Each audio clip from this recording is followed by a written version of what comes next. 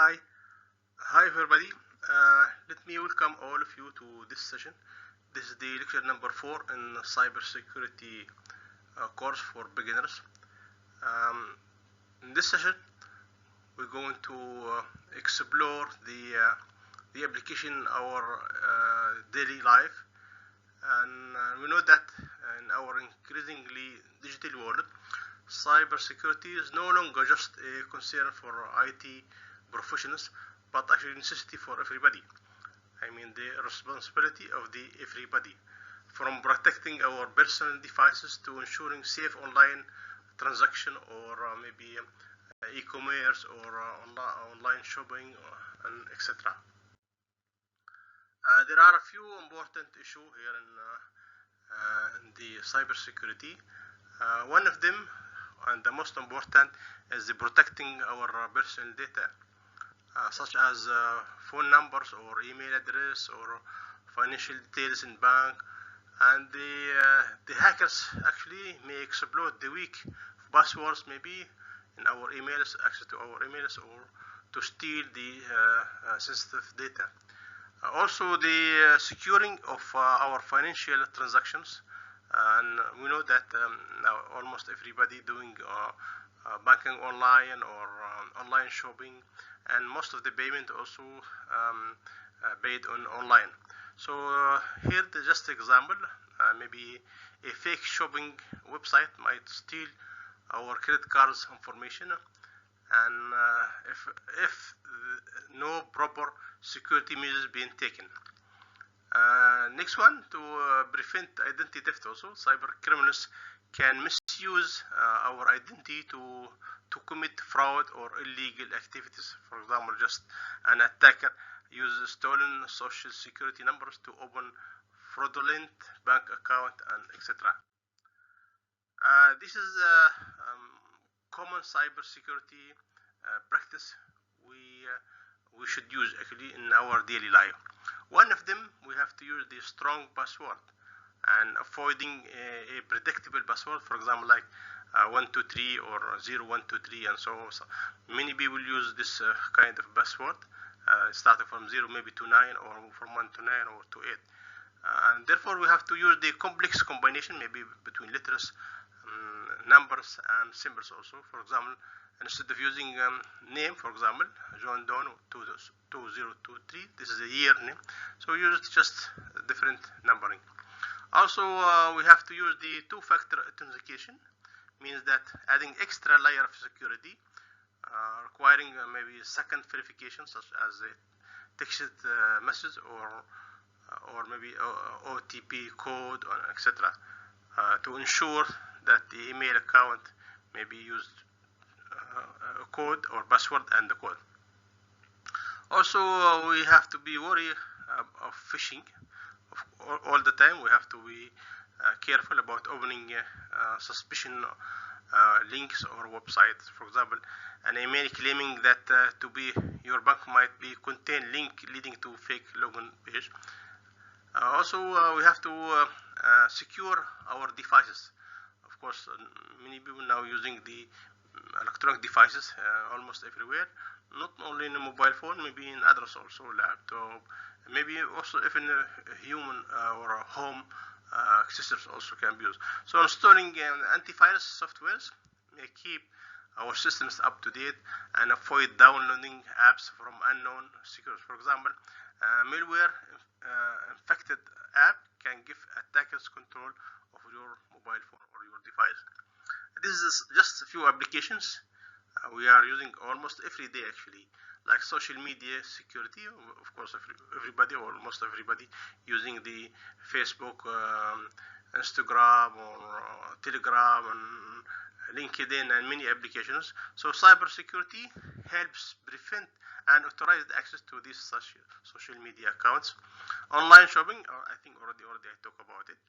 And smart home security as well also. Smart homes like camera or thermostat or key or whatever it is, maybe hacking if not being secured properly. And email, which we're using almost every hour or every day, and message security also. Cyber criminals can use these emails or messaging platforms to spread malware or fish for sensitive information. Of course, to do that or to prevent that, we have to use some kind of tools. One of them, or a few of them, I'd like to highlight. The password managers may help to generate and store complex passwords, just as, for example, instead of remembering many passwords, or of course that will be impossible. So password manager like LastPass or Bitwarden may store or help to store them securely. Also, we have to use the antivirus softwares. I think we have so many antivirus softwares, and that may detect or help to remove malicious softwares from devices. Many examples like software like Norton or antivirus AFA or whatever it is.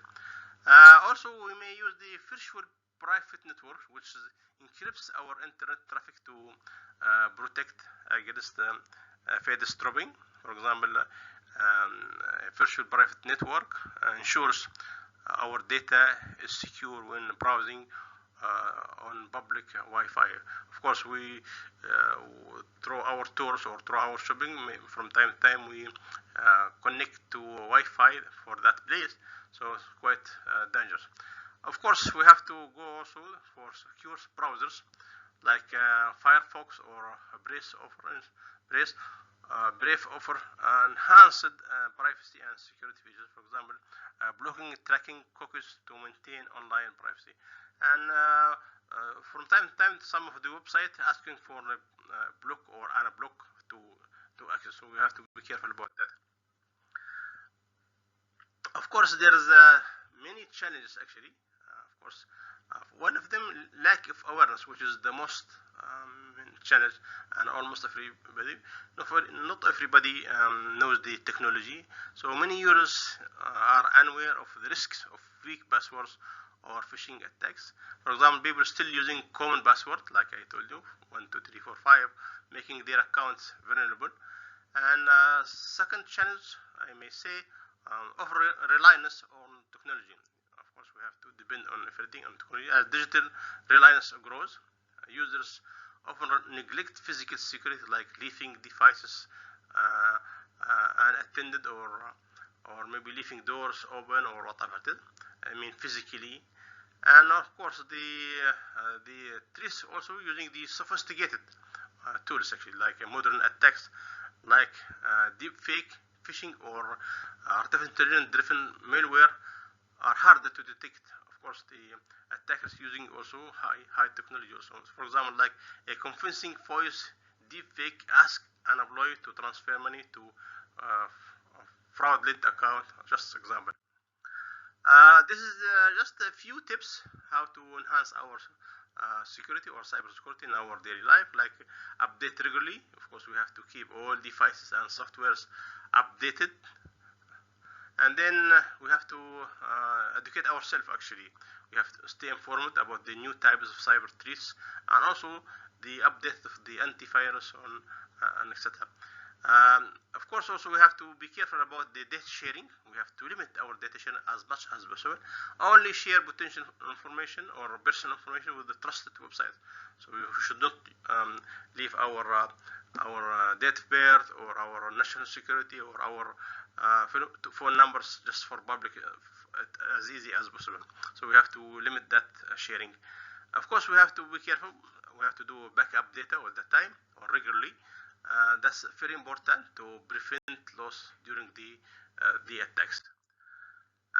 As a conclusion, in cybersecurity is an integral part of our daily life, so we have cannot avoid it anymore. So therefore, we have to adopt a simple as much as possible and effective practice. In terms of individual, we may protect ourselves from a range of cyber threats. Also, we have to understand the risks, and staying proactive can make navigating the digital world much safer. This is the end of the lecture number 4. See you in the next session. Thank you.